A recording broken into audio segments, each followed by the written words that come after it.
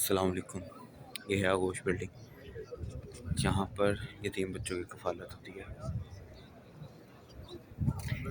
आपको मैं इसका विज़िट करवाता हूँ अंदर से, आपको आइडिया होगा। ये जितने भी हज़रात हैं ना, ये नमाज़ी, ये सारे अल्हम्दुलिल्लाह सुम्मा अल्हम्दुलिल्लाह मोतकिफ़ीन है।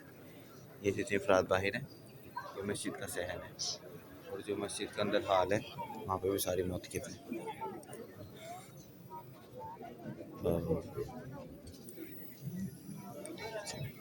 पहले मैं आपको हाल दिखा सकता था, लेकिन अंदर बहुत ज़्यादा रश है। ये अंदर हाल से लोग बैठ रहे हैं।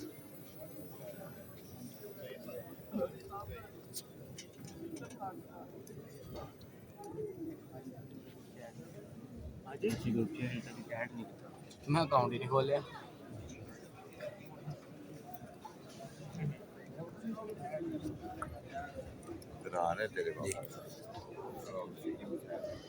ये सब भी मौत की फजरात है। यह गोश बिल्डिंग मैं आपको दिखाता हूँ कि ये वो बिल्डिंग है जहाँ पर यतीम बच्चों की कफ़ालत होती है। ये कहाँ पर है, कौन इन बच्चों की कफ़ालत करता है, किस तरह कफ़ालत होती है, ये अल्लाह और उसके रसूल के बेहतरीन इल्म है। इधर बार आलिया है, क़ुद्वतुल औलिया सैयदना ताहिर अलाउद्दीन अल क़ादिरी अल बगदादी अल गिलानी रज़ी अल्लाह तआला अन्हु का, जो 17 पुश्तें अगर आगे जाएँ तो इनका शजरा नसब जाकर मिलता है हुज़ूर पीराने पीर सैयदना गौसे आज़म दस्तगीर महबूब सुबानी कुतुब रब्बानी शहबाज लामकानी शेख अब्दुल कादिर जिलानी रज़ी अल्लाह तआला अन्हु। ये सारे स्टॉल्स लगे हुए हैं। तो फाइनली हम पहुंच गए हैं उस बिल्डिंग के बाहर। यहाँ से मेन एंट्रेंस है और यहाँ से आगोश बिल्डिंग स्टार्ट होने लगी है।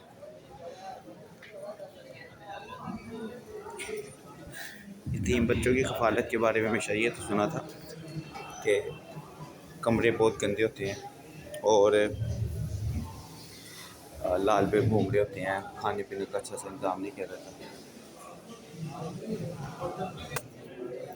ये गोशत दरूद है और ये गोशत दरूद की बिल्डिंग है। आपको दिखाता हूँ, ये हमारे साथ भाई हैं, ये मुबीन भाई हैं, मेडिसिन लेने के लिए आए हैं। मोतकीफ़ हैं ये यहाँ पर।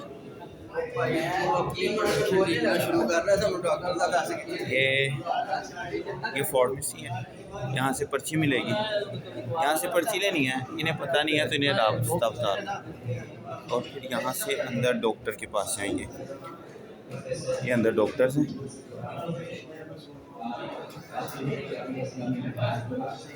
ये डॉक्टर्स हैं बैठे हुए हैं, और अगर ड्रिप लगनी हो तो ये फार्मेसी है। ये बाहर पर्ची बन रही है। मेहरबानी करें। अच्छा, तो मैं आपको बता रहा था कि जहाँ पर हमें ये बताया जाता है कि यतीम बच्चों की कफ़ालत जो होती है ऐसी जगहों पर होती है जहाँ पर रूम्स गंदे होते हैं, सफाई का ख्याल नहीं किया जाता, वॉशरूम्स गंदे होते हैं। लेकिन ये वो वॉश बिल्डिंग है जहाँ पर गरीब और यतीम बच्चों की कफ़ालत होती है जिनका इस दुनिया में कोई नहीं होता। ये आप देख लें, ये बिल्डिंग का स्ट्रक्चर, ये फ्लोर है,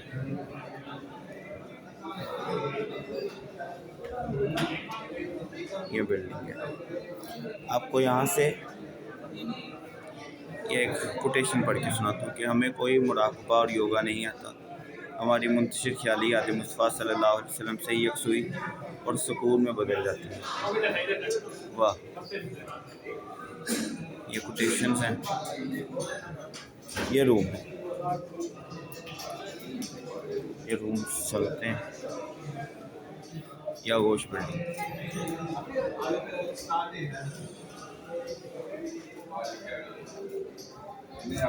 मोतकीफ़ हज़रात हैं सब। ये प्रिंसिपल रूम है आगोश बिल्डिंग।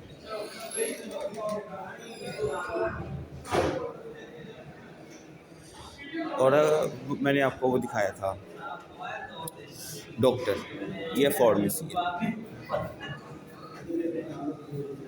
यहाँ से मेडिसिन चलती है।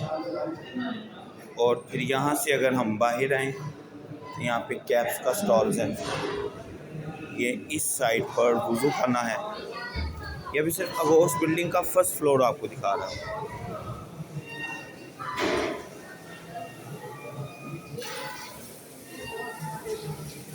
एक दिन मैं आपको यहाँ का सुबह का मंजर भी दिखाऊंगा।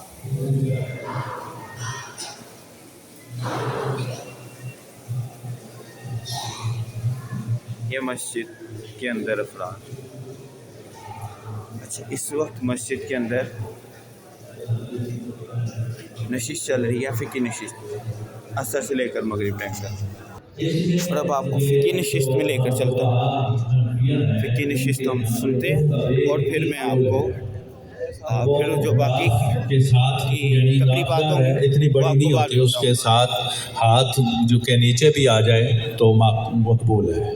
ठीक है, बहुत शुक्रिया सर। सर फैजुल्ला साहब, सर एक सवाल आया है हमारे पास, हमारे एक मोतक़िफ़ भाइयों की तरफ से। वो कहते हैं कि एतिकाफ़ गाह में चूँकि हमारा क़याम 15 दिन से कम है, तो यहाँ पर हम नमाज कसर पढ़ेंगे या पूरी अदा करेंगे? हाँ जी, इसके हवाले से ये है फ़िकी नशिश के लिए अफराद बैठे कसर हुए हैं। नमाज की जो शर्त है वो पहली शर्त ये है कि मसाफत उसकी देखनी चाहिए कि वो मसाफत उसकी इतनी बनती है या नहीं, जो कि 70 किलोमीटर है। और ये पैनल बैठा हुआ है 3 अफराद का। इतनी मसाफत से बंदा है और फिर क़याम की नीयत जो है वो 15 दिन से कम की, तो फिर वो मुसाफिर शुमार होगा। जब मुसाफिर कंसिडर हो जाएगा तो फिर वो कसर नमाज पढ़ेगा। अब मोस्टली लोग यहाँ जो आए होते हैं गुज़ारा उनकी मुसाफिर इतनी बन जाती है और उनका जो क़याम होता है वो भी 10 दिन का ही होता है, 10-11 दिन का है, यानी 15 दिन से कम होता है। तो इस हवाले से अगर वो इनफरादी तौर पर नमाज पढ़ रहे हैं तो वो कसर कर सकते हैं, लेकिन अगर जो इमाम है वो मुकीम है, उसके पीछे नमाज पढ़ रहे हैं, तो वो फिर पूरी नमाज पढ़ेंगे, उसको कसर नहीं करेंगे। अगर तनहा अदा कर रहे हैं कमरे में फिर कसर कर सकते हैं, अदरवाइज यानी इमाम मुकीम हो तो मुक्तदी जो है वो उसकी इक्तदा के मुताबिक ही पूरी नमाज एक एंकर है जो क्वेश्चन पूछता है। जी शुक्रिया। सर दुर्रानी सर, और सर 3 एक सवाल आया है हमारे पास, मुफ्ती हैं जो जवाब इमाम के देते हैं। पीछे सूरह फातिहा पढ़ना ये कैसा है? और साथ में उन्होंने इसी के साथ दूसरा हिस्सा है